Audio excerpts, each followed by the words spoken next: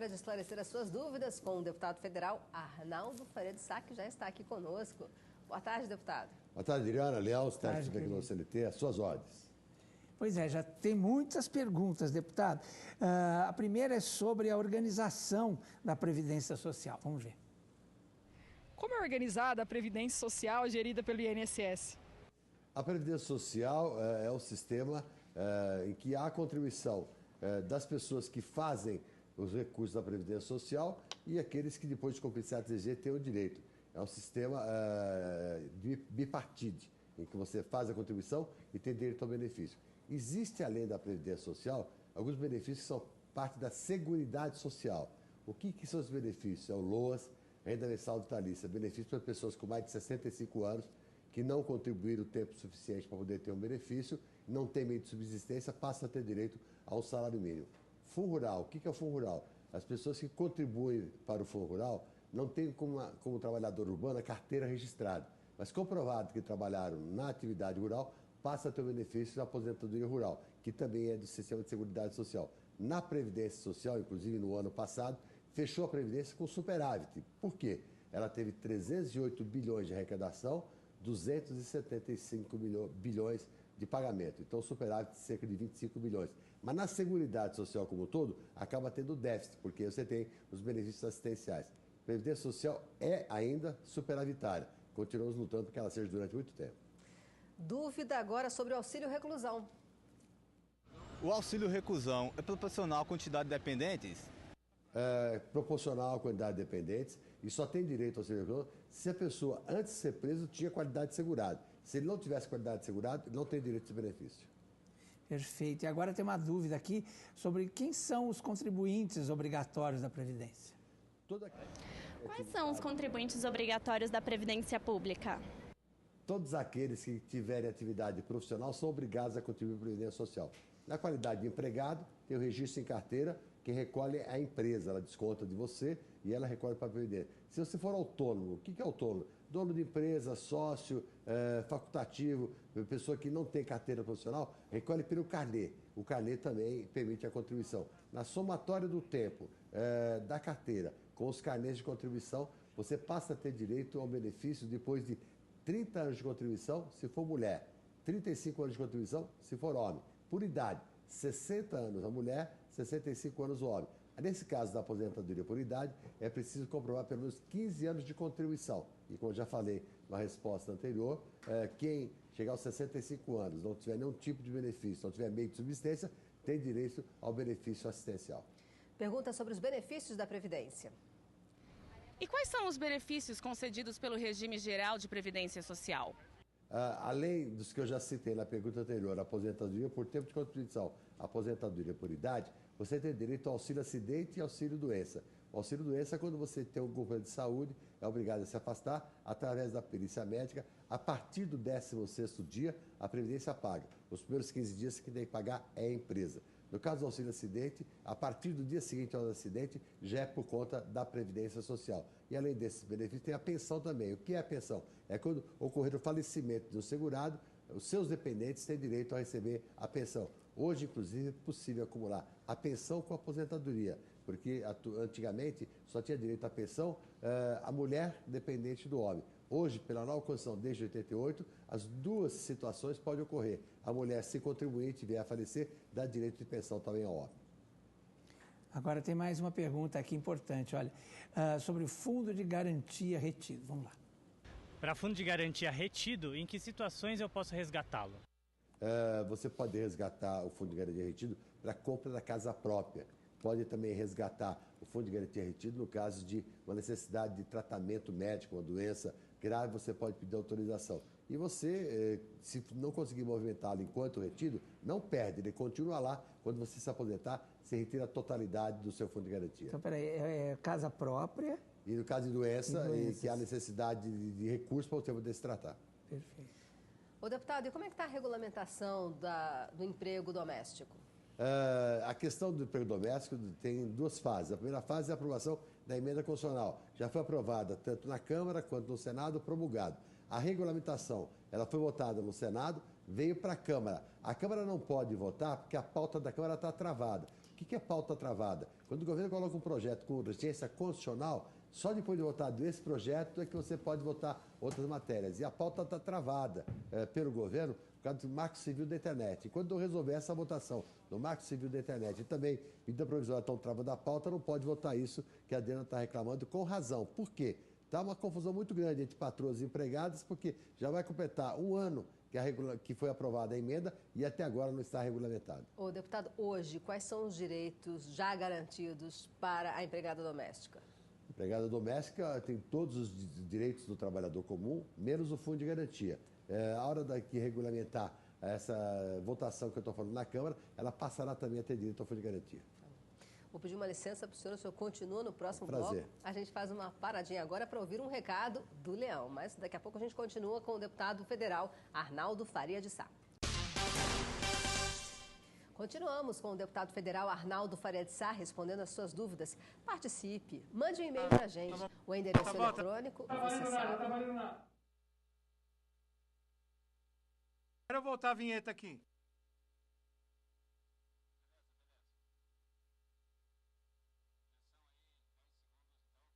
Agora tá ok.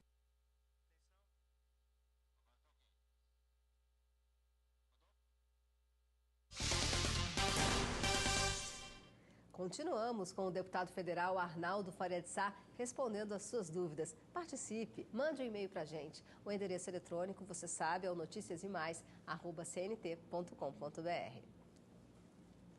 Bom, e tem muitas perguntas aqui, deputado, continuam muitas perguntas, agora do Brasil inteiro. Olha, a Dolores de Salvador, na Bahia, ela pergunta, caso a pessoa perca uma das CTPs, como deve proceder para requerer a aposentadoria?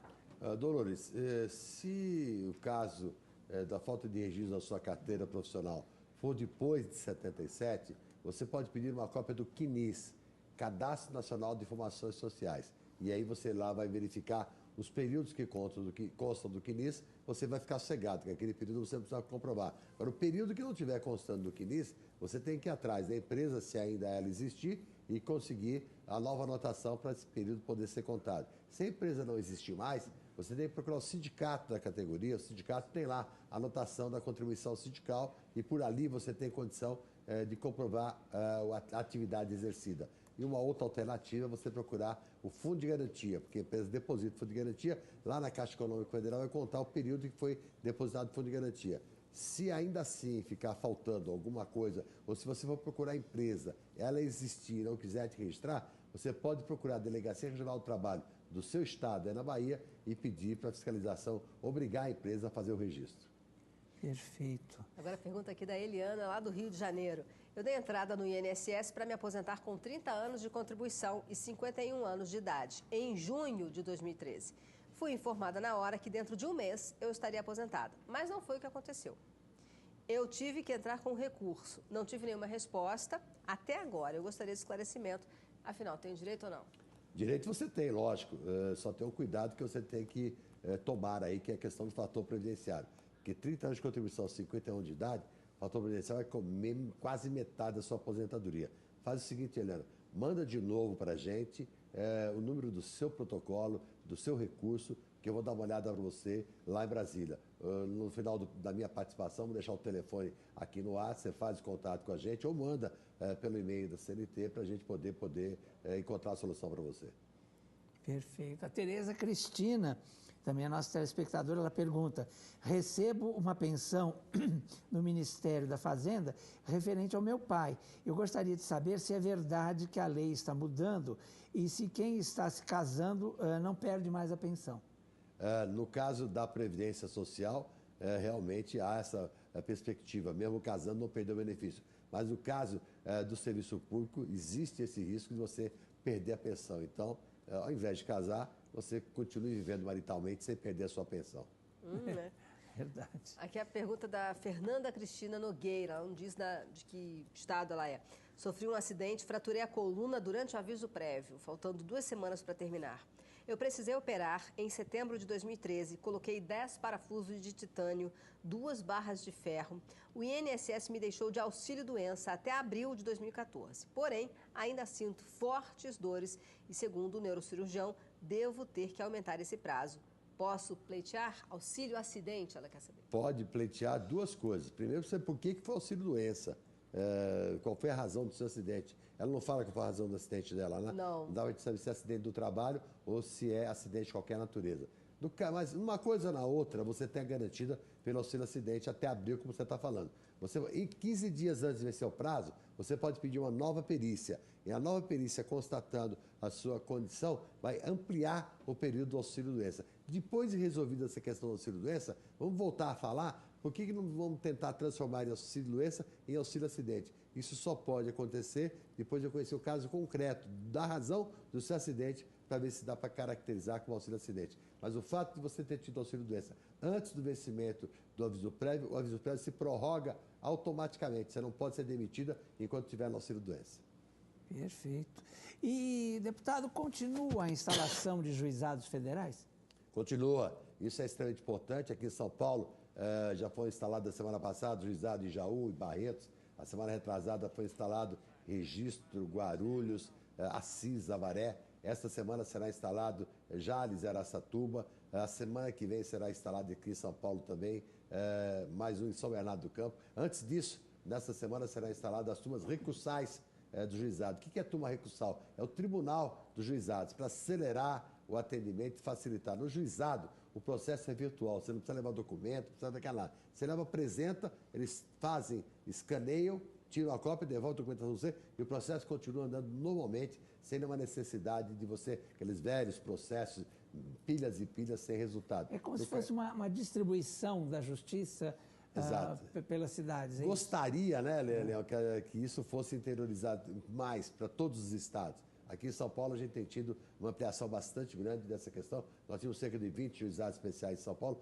Vamos terminar agora a gestão do desembargador Nilton Tiur com mais de 40 juizados. Isso é extremamente importante, essa tal distribuição que você fala. Mas uma coisa que eu queria chamar a atenção é importante. Nos juizados você pode distribuir ação até o valor de 60 salários mínimos. Mais do que 60 você não pode fazer no juizado, você tem que fazer nas varas previdenciárias. Nessa ampliação que eu estou falando, São Paulo está dando um modelo para o Brasil. Você tem JEF junto com vara junto com JEF. Então, se passar de 60, transforma automaticamente para a vara. Até 60 pode continuar no JEF.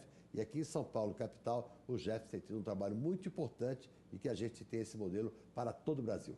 Isso é para facilitar, para agilizar, né, a justiça no Brasil, não é isso? Agiliza bastante. E, na verdade, Leão, essa questão da justiça só não é melhor por culpa do próprio governo. O maior cliente da justiça é o governo. Quer dizer, as ações são todas contra o INSS, que em tese são o governo. Quer dizer, se o governo atendesse melhor o segurado, não precisasse para a justiça não teria tanto trabalho e poderia trabalhar de uma forma mais efetiva para os outros casos que são necessários. Então, hoje em dia, a culpa maior dos atrasos da justiça é do próprio governo, sem contar os malditos precatórios. A pessoa ganha, vai receber uma fila, demora barbaridade para receber, principalmente precatórios estaduais e federais e municipais. Federais até que está em dia. Federais atrasa cerca de 60, 90 dias e tal, mas cumpre. Agora, estadual e municipal Deus nos acuda. Ixi, Maria. Deputado, e essa idade aí de 60 anos para passagem interestadual, vai valer também para o trem, o metrô? Olha, em São Paulo, depois de muita luta, o governador Geraldo Alckmin assinou o decreto que garante a passagem intermunicipal rodoviária para todos os idosos com mais de 60 anos, mesmo que não seja aposentado. 60 anos tem direito a poder viajar de graça no ônibus intermunicipal rodoviário, não precisa de documento nenhum, é só carteira de identidade. Só para a gente tirar uma dúvida, é interestadual e intermunicipal? Não, interestadual já existia pelo Estatuto do Idoso. Tá. Faltava intermunicipal. Tá. Dependia do Estado, já está resolvido. E agora, isso que a Adriana colocou é importante. O governador vai ter que regulamentar uma outra lei que já foi aprovada pela Assembleia, garantindo 60 anos para todo tipo de transporte dentro do Estado de São Paulo. A partir dos 60 anos, a pessoa tem o direito. No caso do transporte urbano, para trem e metrô, não tem limite de passagem. Quando desaparecer, ele tem direito. No caso do intermunicipal rodoviário, são 2 pessoas por cada ônibus. Agora o pessoal reclama muito, né, disso, porque fica Mas, na verdade, deixa eu falar para você, Adela, a reclamação no transporte urbano, principalmente, é culpa do motorista. O motorista, às vezes, quando vê uma pessoa de idade no ponto, só está a pessoa de idade, ele não para, ele passa direto. Isso não pode fazer. E algumas companhias têm que tomar cuidado com as carrocerias. Tem alguns ônibus que, para você subir no ônibus no degrau, é um Deus nos acuda. Você tem uma escada para subir no ônibus. Então, muito da culpa que hoje tem é culpa de você não ter adaptação. Fora os ônibus especiais para paraplégicos são pouquíssimos, né? Só aumentar os atentes, como você fala. Isso realmente é importante. Mas eu queria pedir a todos os motoristas, um dia você vai ser idoso também, respeite os idosos que estão no ponto. Pare para ele, para um dia o ônibus separado para você. O deputado, e eu queria... o senhor viu a foto do Joaquim Barbosa com o empresário Mahfouz lá? Que é um empresário que está fugido do Brasil, não é isso? Fugido, condenado, procurado e acabou tendo uma foto. Na verdade, você tem dois enfoques aí. Como foi no exterior, ele se apresentou como brasileiro e, na verdade, o Joaquim Barbosa não teve o cuidado, entendeu? Por exemplo, você vai num local meio complicado, quando você vai fazer campanha, alguém quer tirar foto com você, vamos agrupar todo mundo aqui, junta todo mundo, mas vamos tirar foto. Não dá a impressão que ele está na casa dele? Não, não está na casa dele, não está. Não está na casa dele, já houve esclarecimento do Supremo Tribunal Federal. Isso foi abordado como um brasileiro, cumprimentando o Joaquim Barbosa por ter levado a efeito e um trabalho importante que ele fez, né? Porque não sei se fosse outro presidente do STF, teria chegado à prisão de todo mundo, só está faltando a prisão de João Paulo, que ele já determina hoje, entendeu? Então ele fez um brilhante trabalho. E quando a pessoa vai para o exterior, acontece isso mesmo. Eu sou brasileiro, tira uma foto comigo, o cara tem algum destaque. E ele não teve o cuidado de fazer isso. Mas a impressão que eu tenho é essa. Agora, se for um local adredemente preparado, como você fala, aí ele teria que se explicar. Mas do contrário, que está me parecendo aí, uma pessoa, eu sou brasileiro, quero tirar uma foto com o presidente, ele acabou caindo de graça nessa armadilha. Tá. E tem mais pergunta que a questão... é gente querendo colocar em armadilha aí o Mas, na verdade, Adriana, as pessoas do povo em geral acham que o Joaquim Barbosa foi um justiceiro, que ele fez a justiça que todo mundo esperava. Então, na verdade, qualquer local público que ele vai hoje, em Brasília, no Rio de Janeiro, aqui em São Paulo, ele é bem recebido. Ele esteve aqui no Tribunal de Justiça de São Paulo, foi super bem recebido. Quer dizer, todo mundo queria tirar foto com ele, todo mundo queria falar com ele, e aí acontece isso que o Leão está falando. Se a foto foi ocasional, dá para ele desculpar. Mas se a foto foi preparada, ele vai se complicar. Porque, inclusive, ele diz lá, o Mahfouz fala assim, ele vai ser o meu presidente sem pedágio, não sei o quê. Então, né? Ele não vai ser presidente, não. Ele, se for candidato, deverá ser candidato a senador pelo Rio de Janeiro. Perfeito.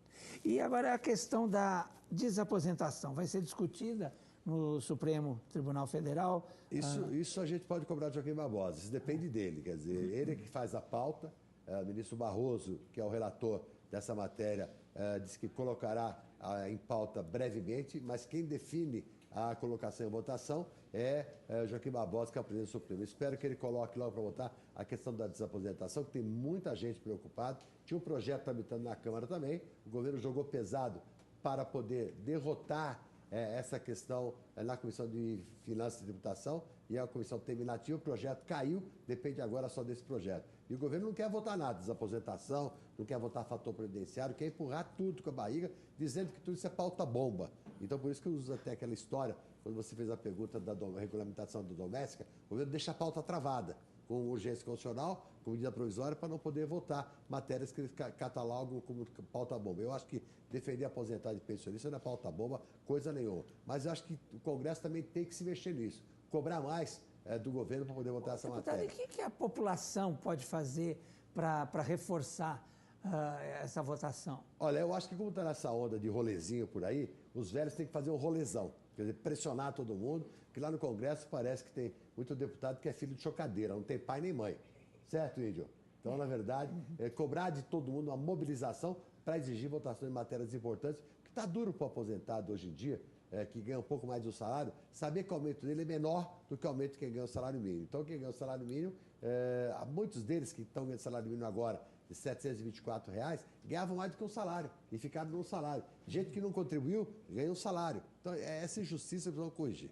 E a desaposentação também é uma grande injustiça, porque a pessoa se aposenta, continua trabalhando, continua sendo descontada e depois não vai receber nada por essa contribuição. E, na verdade, Adina, a culpa é da Previdência, porque antigamente tinha o pecúlio. O que era o pecúlio? As contribuições feitas após a aposentadoria eram devolvidas para o segurado. Isso é o pecúlio. A Previdência cortou isso daí. Então, cortou isso aí, deu o direito de, como você está colocando, de a pessoa pleitear que o tempo posterior de contribuição possa redundar para ele em um aumento da sua aposentadoria. Muitos deles prejudicados por esse maldito fator previdenciário, que rouba cerca de 40% da aposentadoria do trabalhador depois de 35 anos se for homem e chega até 50% do prejuízo da mulher, porque ela tem uma melhor expectativa de vida, Adriana. O deputado, o senhor falou aí do rolezão dos aposentados e a hora é essa que agora o Congresso Nacional está voltando ao trabalho depois do recesso de janeiro. Exatamente, isso é importante para que a gente possa cobrar de todo o Congresso e de todo o Executivo maior respeito para as pessoas de idade que trabalharam e construíram esse país e hoje